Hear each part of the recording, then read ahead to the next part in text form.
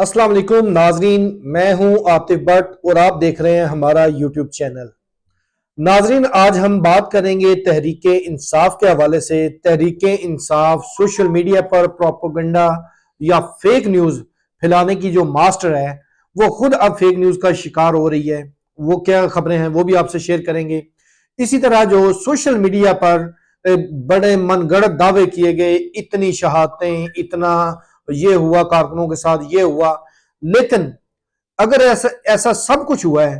तो चेयरमैन तहरीक इंसाफ अपना फर्ज अदा करते हुए यकीनन किसी न किसी जनाजे में शरीक तो होते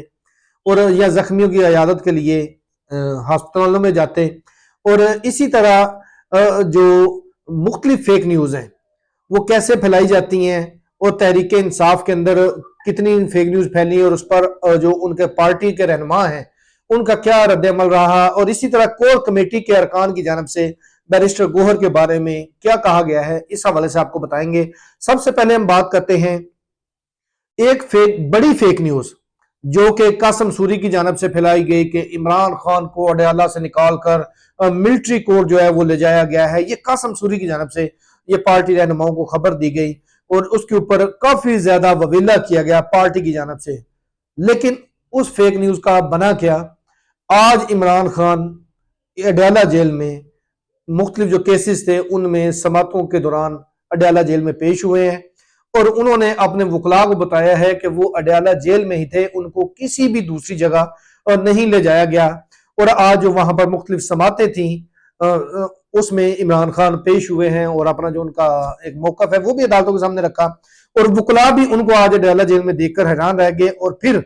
कासम सूरी को आड़े हाथों लिया। इससे कबल आज तो अडयाला जेल में उनकी प्रेजेंस ने यह साबित कर दिया कि वो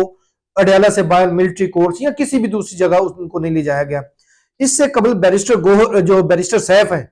उन्होंने भी आड़े हाथों लिया कासम सूरी को कि ऐसी फेक न्यूज़ ना फैलाए और उन्होंने ये वाजे किया कि उनके जराए ने ये कन्फर्म उनको बताया है कि इमरान खान को किसी दूसरी जगह नहीं ले जाया गया। यहां तक भी एक सोशल मीडिया पर प्रोपेगेंडा हुआ कि इमरान खान को पागल हो गए हैं, लेकिन ये इसमें भी कोई हकीकत नहीं है कि इमरान खान पागल हो गए हैं या उनको किसी दूसरी जगह ले जाया गया। अली मोहम्मद खान ने भी उस प्रोपेगेंडे की नफी की। बैरिस्टर सैफ ने भी बाकायदा कंफर्मेशन करने के बाद उन्होंने भी ये ऐलान किया कि कासम सूरी ने झूठ बोला है, गलत बयानी की है और फेक न्यूज़ जो है और उसके पीछे हमें पार्टी को लगाया है। इसी तरह सिमाबिया ताहिर हैं, उन्होंने एक फेक न्यूज़ दी कि इंटरनेशनल ये जो हमारा एहतजाज है वो कामयाब हो गया है और इंटरनेशनल कुछ लोग जो हैं वो इमरान खान को मिलने गए हैं, ये भी फेक न्यूज़ साबित हुई। इसी तरह जो फेक न्यूज़ है उसने पीटीए के अंदर इतनी फेक न्यूज़ आ गई है कि अब असद कैसर की जानिब से ये पूछना शुरू हो गए, यार ये खबरें बनती कहाँ से हैं, कौन इन खबरों को बनाता है। फिर हमारे जो लीडर्स हैं वो हमारे जो मरकजी ग्रुप है, पॉलिटिकल कमेटी का ग्रुप है, मीडिया स्ट्रेटजी का ग्रुप है, कोर कमेटी है या सीनियर क्यादत का ग्रुप है, पार्लियामेंट्री ग्रुप है, उनमें शेयर करते हैं। ये खबरें बनाता कौन है और कहां से आती हैं? और इस हवाले से अभी जो सर पकड़ के बैठे हुए हैं पीटीआई के वो लोग जो खुद फेक न्यूज क्रिएट करते थे और मार्केट में फैलाते थे, अब वही फेक न्यूज उन तक रिवर्स होके आ रही हैं तो वो सर पकड़ के बैठ गए कि इनमें तो कुछ सदाकत ही नहीं है। कासम सूरी की खबर है, इसी तरह मुख्तलिफ और खबरें हैं। इसी तरह ये जो एहतजाज हुआ डी चौक में उस हवाले से भी इतनी ज्यादा फेक न्यूज और मनगढ़ंत खबरें चलाई गई सोशल मीडिया पर और पीटीआई के जो बैरून मुल्क बैठे हुए प्रोपेगेंडा मास्टर्स हैं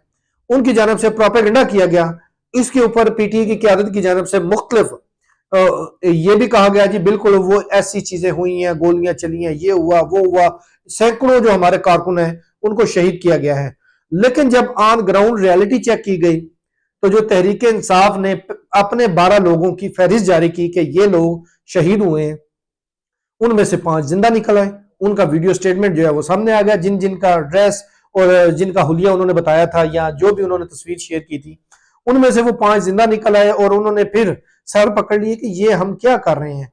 और अब यहां पर हम एक बात करेंगे कि अगर इतने ज्यादा शहीद हुए हैं जो सोशल मीडिया पर पीटीआई ने प्रोपेगेंडा किया है बेसिकली कि इनका एहतजाज चूंकि नाकाम हो गया था और उस नाकामी की खिफ्त मठाने के लिए उन्होंने लाशों की सियासत जो है वो शुरू कर दी सोशल मीडिया पर भी। और जो बैरून मुल्क बैठा हुआ प्रोपेगेंडे मास्टर्स हैं इनके,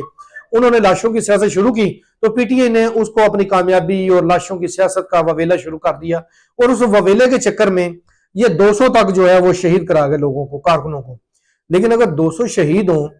اور آن گراؤنڈ بھی ریالٹی ہونی چاہیے، وہ 200 لوگ گئے کہاں؟ اگر وہ مرے ہیں ان کی لاشیں کہاں ہیں؟ لاش تو جو ہے وہ دوسرے دن اس سے اتنی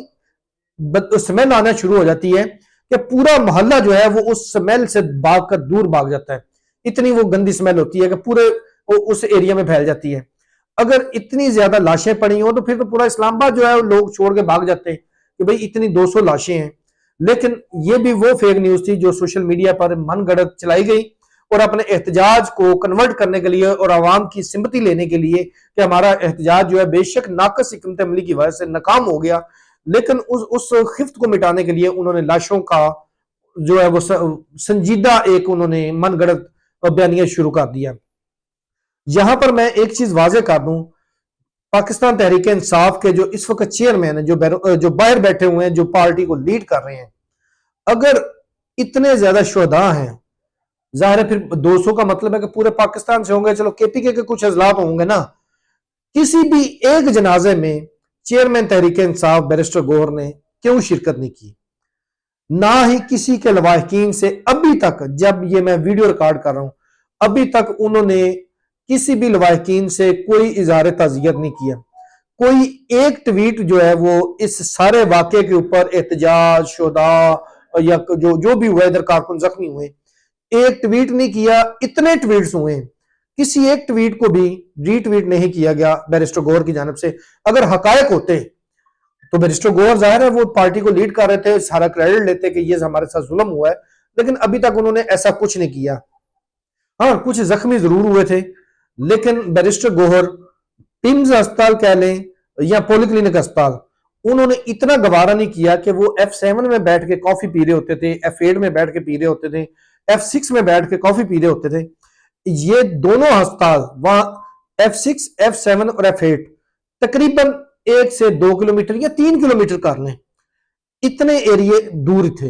اور یہ گاڑی میں بیٹھ کے بآسانی اپنے کارکنوں کے پاس جا سکتے تھے، ان سے ہمدردی کر سکتے تھے اور ان کو تسلیاں دے سکتے تھے، لیکن وہ دور بیٹھ کے 1-2 کلومیٹر دور بیٹھ کے کافی تو پیتے رہے، لیکن انہوں نے اتنی زحمت نہیں کی کہ ان کارکنوں کے پاس جا کر وہ تھوڑی سی ان سے تعزیت اظہار ہمدردی کر لیں اور ان کو شاباش دے لیں کہ ویل ڈن، آپ ڈٹے رہے اور آپ ہمارا اثاثہ ہے پارٹی کا۔ اور اسی وجہ سے اب کارکن جو ہیں ان سے کافی زیادہ مایوس ہو چکے ہیں، اور اسی طرح جو دیگر قیادت ہے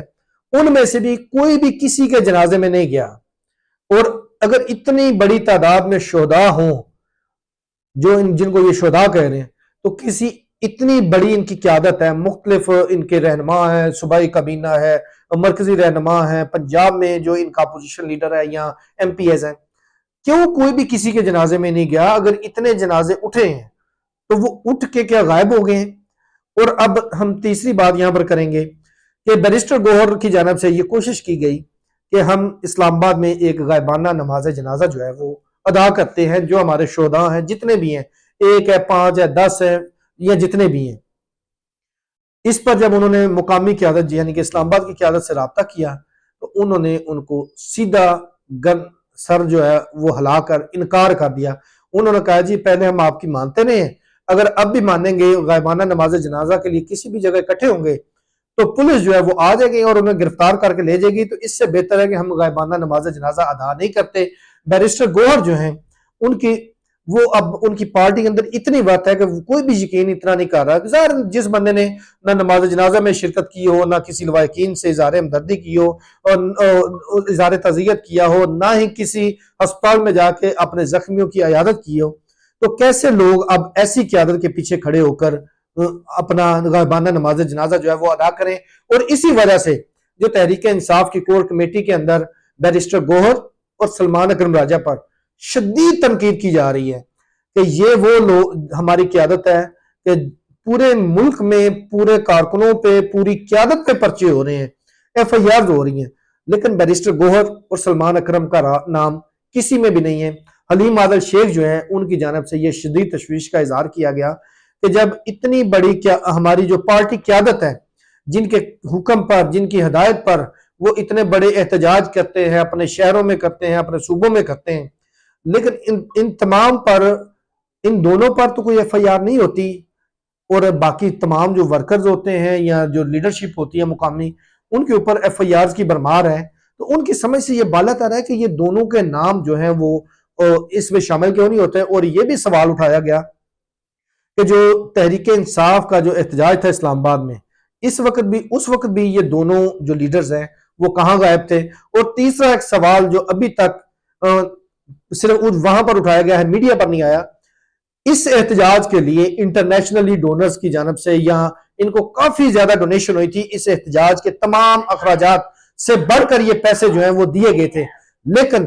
ان میں سے ایک پائی بھی کارکنوں پہ یا کسی پہ خرچ نہیں ہوئی۔ اور جب ان سے کور کمیٹی کے اندر یا میڈیا اسٹریٹجی کے اندر یہ سوال ہوا کہ آیا جو اتنی بڑی ڈونیشن پاکستان آئی تھی ڈالرز میں، پاؤنڈز میں، وہ کہاں گئی؟ تو اس کے اوپر پارٹی لیڈرشپ کی جانب سے جواب دیا گیا، جی وہ ہمارا پلان تھا، جب یہ ہم آ کر یہاں پر احتجاج اور دھرنا دیں گے تو اس وقت وہ جو فنڈز ہوں گے ان کو یہاں پر خرچ کریں گے، چونکہ دھرنا بھی نہیں ہوا اور نہ یہ بیٹھ سکے ہیں۔ اب جو فنڈز ہیں جنہوں نے ریسیو کیے ہیں ان کی جیبوں میں چلے گئے ہیں، اور اس کے اوپر پارٹی کی قیادت کی جانب سے جو پارٹی رہنما ہیں ان کی جانب سے اپنی پارٹی کی جو اعلیٰ قیادت ہے اس پر شدید تنقید کی جا رہی ہے کہ اپنے ہی جیبیں تو آپ نے بھر لیں، لیکن احتجاج کے روز کارکن بھوکا پیاسا اور پیدل مرتا رہا ہے، اور آپ ان کو بیار و مددگار چھوڑ کر